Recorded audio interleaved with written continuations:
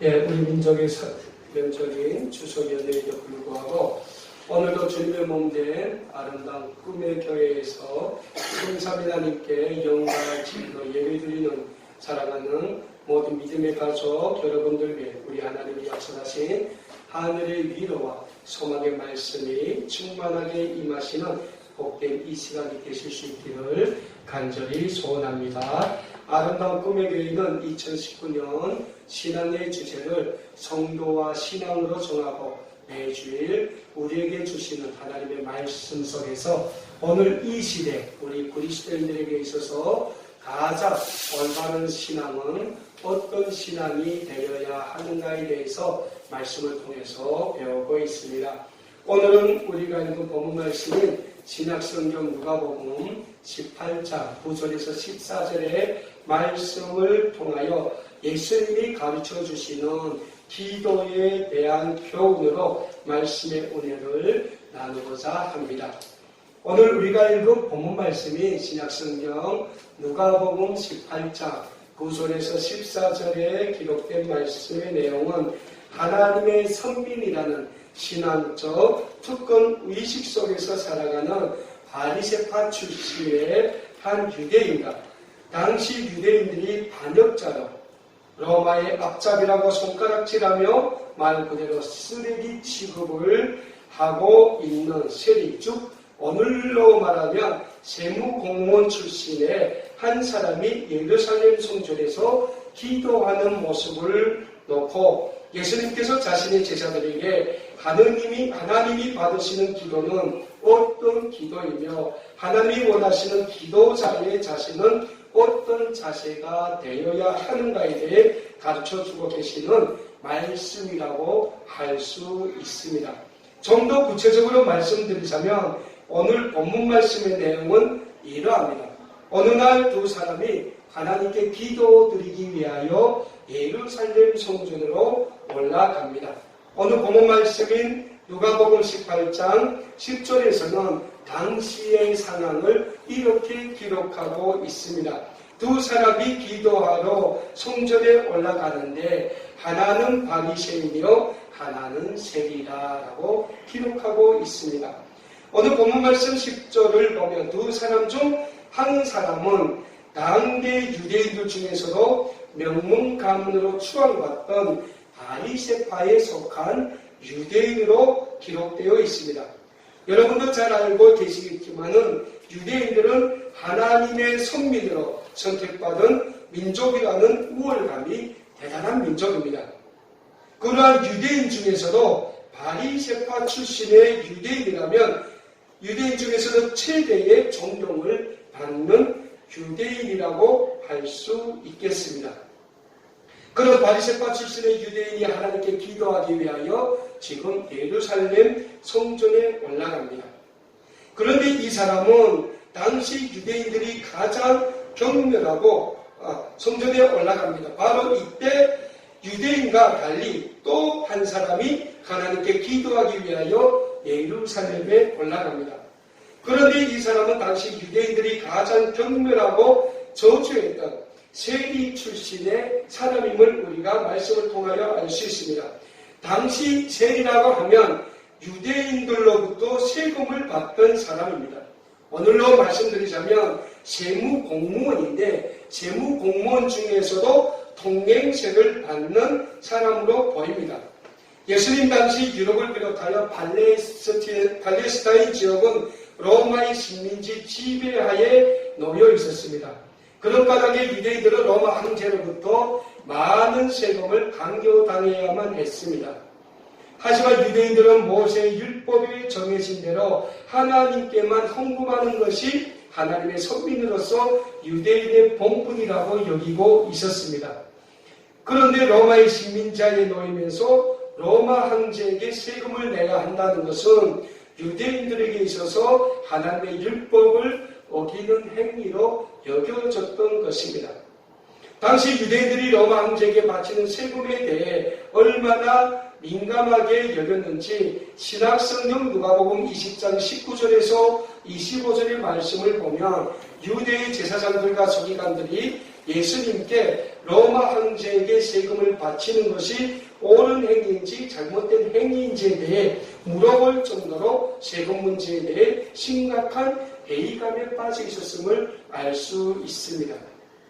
유대인들의 이러한 율법주의에 공고한 전통을 알게 된 로마 총독은 유대인 출신 중에서 세무 공무원을 뽑아서 유대인들로부터 세금을 받아내게 만들었습니다.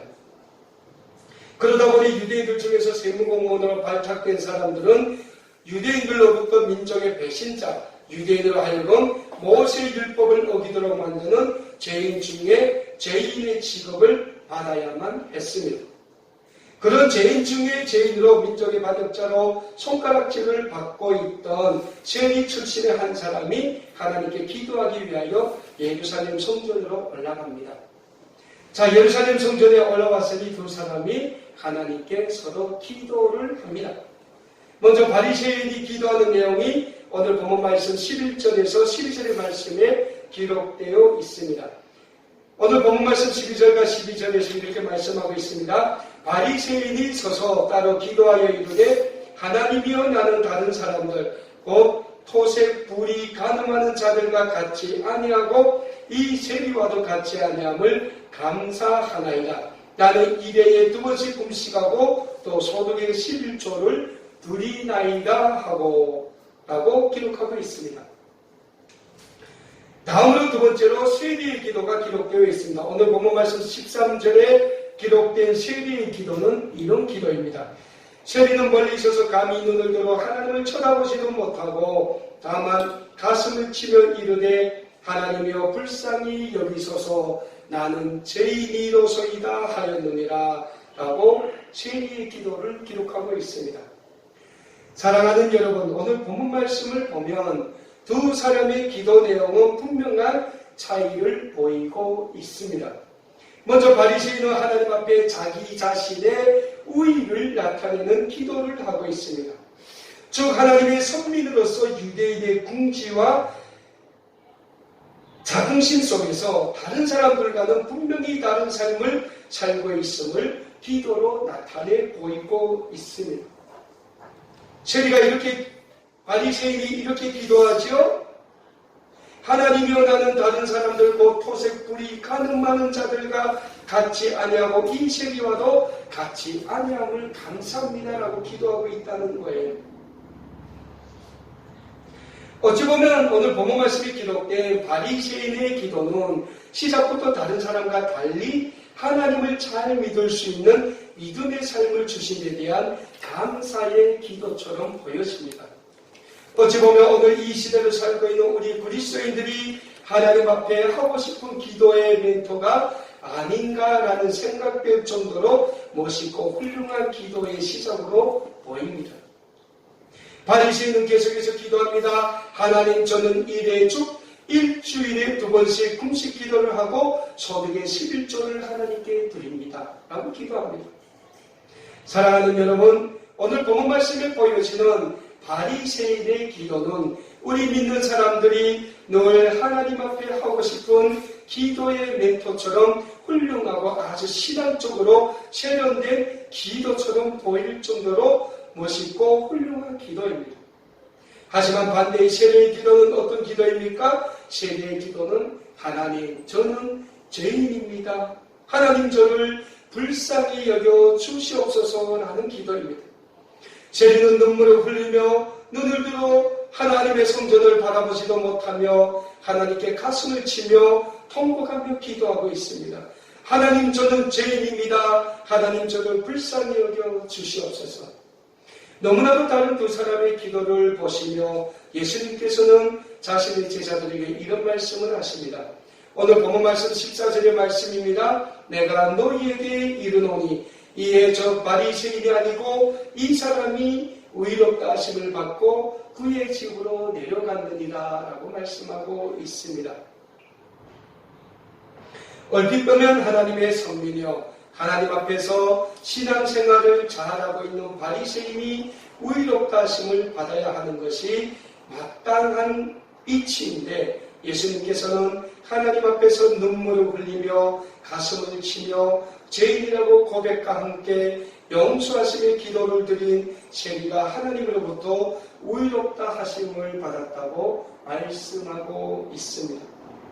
예수님의 이 말씀은 인간적인 생각으로 볼 때 너무나도 이치가 맞지 않는 말씀처럼 보입니다.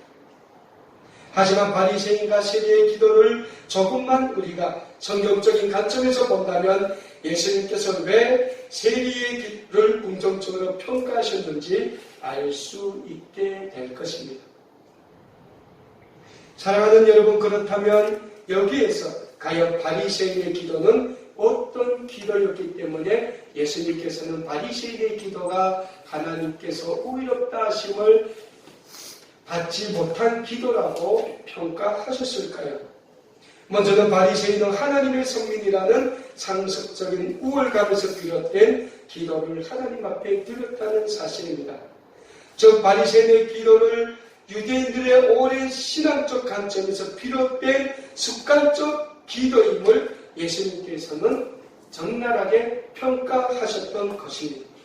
즉 오늘 말씀에 기록된 바리새인의 기도는 하나님을 믿는 신앙인의 마음속에서 간절히 우러나오는 영혼의 기도가 아닌 오랜 종교적 습관에 배어진 유대인들이 정해진 시간의 날마다 하듯이 종교적 습관에 매여하는 신앙적으로 형식적인 기도를 하나님께 드렸다는 사실입니다. 그러다 보니 바리새인의 기도는 하나님이 날마다 우리 자신에게 베풀어 주시는 구원의 은혜와 삶의 진정한 인도하심의 마음속 깊이에서부터 우러나오는 감사의 기도로 이어지지 못하고 날마다 시간마다 습관에 따라 하는 형식적인 기도로 이어질 수밖에 없었다는 것입니다. 오늘 우리의 신앙생활도 마찬가지입니다. 우리 그리스도인들에게 있어서 하나님과의 관계에서 가장 중요한 수단 중에 하나가 기도라고 할 수 있습니다. 왜냐하면 기도는 우리 그리스도인들이 하나님과 영적인 대화를 할 수 있는 가장 중요한 수단이기 때문입니다. 그래서 신약성경 데살로니가전서 5장 17절에서도 쉬지 말고 기도하라 라고 우리에게 말씀하고 있는 것입니다. 하지만 쉬지 말고 기도하라고 해서 쉬지 말고 형식적으로 매일 입에 붙은 신앙적인 형식적인 기도를 하나님께 드리라는 말씀은 아니라는 사실입니다.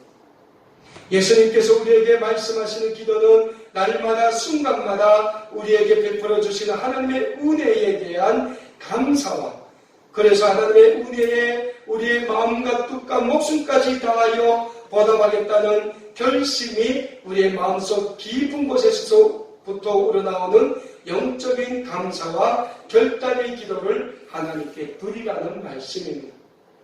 다시 말해서 하나님께 가식적인 기도를 드리지 말라는 것입니다. 그래서 예수님께서는 친히 우리에게 이렇게 기도하라고 기도의 모델까지 제시해 주신 것이 아닙니까? 그런데 오늘 우리의 기도는 어떤 기도입니까? 과연 우리는 하나님 앞에서 얼마나 많은 기도의 시간을 드리고 있습니까? 그리고 우리는 하나님 앞에서 얼마나 우리 마음속 깊은 곳에서부터 우러나오는 영혼의 기도를 드리고 있습니까? 그런 의미에서 오늘 본문 말씀에 기록된 세리의 기도는 비록 짧고 간결하지만 세리 자신의 마음속 깊은 곳에서부터 우러나오는 고뇌와 회개의 기도를 하나님께 드리고 있다고 할 수 있겠습니다. 오늘 세리는 단 두 가지 기도를 하고 있습니다. 먼저는 하나님께 자기 자신을 불쌍히 여겨달라고 기도하고 있습니다. 저 세리는 자기 자신이 하나님 앞에 설 수 없는 자임에도 불구하고 하나님 앞에서 하나님의 긍휼을 구하고 있는 것입니다. 오늘 본문 말씀이 기록될 당시 세리는 바리새파와는 대조적으로 멀리 예루살렘 성전 밖에 있는 이방인의 뜰에 서서 기도를 해야만 했습니다. 그러다 보니 당시 세리는 기도할 때 하늘을 우러러 보는 정상적인 기도자의 자세조차도 취하지 못하고 있었습니다. 이처럼 세리는 하나님 앞에서 기도할 자격조차 없는 연약하고 부족하고 보잘것없는 존재임을 하나님 앞에 고백하고 있는 것입니다. 다음으로 세리는 자기 자신이 죄인임을 고백하고 회개하는 기도를 하나님께 드렸다는 사실입니다. 세리는 기도합니다. 하나님, 나는 죄인입니다. 이 세리의 기도는 하나님 앞에서 자기 자신은 아무 의도, 자랑도 내세울 것 없는 연약하고 불쌍한 자임을 고백하는 고백과 함께 하나님의 용서하심과 구원의 은혜를 간절히 구하는 기도인 것입니다. 이런 세리의 기도를 하나님께서는 기쁘게 받으시고 죄인된 세리를 의롭자라 칭찬해 주신다고 예수님께서는 말씀하고 계시는 것입니다. 그렇습니다. 우리는 하나님 앞에서 아무런 의의나 자랑도 내세울 것 없는 연약하고 부족한 존재들입니다. 그래서 사도 바울은 신약성경 로마서 3장 24절의 말씀에서 모든 사람이 죄를 범하였음에 하나님의 영광에 이르지 못할 것이라고 선언하고 있는 것입니다. 사랑하는 여러분, 오늘 하나님은 우리가 우리 자신을 의롭다고 믿는 바리새인과 같은 형식적인 신앙인, 종교적인 신앙생활에 취해 있는 형식적인 그리스도인들을 원하지 않으신다는 사실을 잊지 말아야 합니다. 그렇다면 하나님은 이 시대에 어떤 신앙인을 필요로 하시겠습니까? 다름 아닌 오늘 본문 말씀에 기록된 세리와 같은 자를 하나님은 오늘 이 시대에 기중하게 여기시고 찾고 계신다는 사실을 우리는 명심해야 합니다. 오늘 하나님은 우리 자신이 우리의 행위가 의로워서 하나님으로부터 의롭다 인정을 받는 것이 아니라 예수 그리스도의 십자가의 구원의 은혜로 하나님 앞에서 나는 죄인임을 고백하는 세리처럼 날마다 순간마다 우리의 삶 속에서 예수님의 십자가의 구속의 은혜를 강구하는 그리스도인들을 하나님께서는 의롭다고 인정해 주시게 된다는 사실입니다. 성경에 보면 하나님 앞에 마음속 깊은 곳에서부터 우러나오는 영원의 기도를 많이 한 사람 중에 한 사람이 다윗이라고 말씀드릴 수 있겠습니다. 구약성경 시편을 보면 다윗이 얼마나 하나님께 감사와 경외와 회개의 기도를 많이 드렸는지 알 수 있습니다. 특히 다윗이 자신의 장수인 우리아를 전쟁터에서 죽게 만들고 그의 아내 밧세바를 자신의 여자로 만든 죄로 인해 하나님의 징계를 받을 당시 하나님 앞에 금식하며 회개하는 회개의 기도와 하나님의 언약궤가 다시 돌아와 하나님의 성전에 봉헌할 때 드렸던 기도, 다윗이 사울 왕에게 쫓겨다닐 때 하나님 앞에 드리는 기도는 하나님을 믿는 진정한 신앙인의 마음속 깊은 영혼 속에서부터 우러나오는 회개와 용서, 하나님의 도우심과 감사의 기도라고 할 수 있을 것입니다. 그리고 다윗의 이런 기도를 하나님은 기쁘게 받으시고 하나님은 다윗을 이스라엘 역사 중에서 성군 중에 성군으로 세워주셨다는 역사적인 사실을 우리는 다시금 오늘 본문 말씀을 통하여 되새기게 될 수 있습니다. 사랑하는 여러분, 하나님은 늘 하나님 앞에서 겸손한 자를 통하여 하나님의 영광을 나타나시게 됩니다. 기도도 마찬가지입니다. 하나님 앞에서 자기 자신의 의를 드러내는 기도를 하는 사람을 하나님은 찾지 아니하십니다. 우리의 기도를 통하여 하나님을 높여드리고 우리의 기도를 통하여 하나님의 구원의 은혜가 나타나고 우리의 기도를 통하여 하나님의 구원의 사랑이 나타내기를 마음속으로 간절히 소원하며 기도하는 사람을 하나님은 오늘도 찾으신다는 사실을 잊지 말아야 합니다. 그리고 그런 사람을 하나님은 높여주시게 될 것입니다. 오늘 본문 말씀이 신약성경 누가복음 18장 14절 후반부의 말씀입니다. 무릇 자기를 높이는 자는 낮아지겠고 자기를 낮추는 자는 높아지리라 하시니라.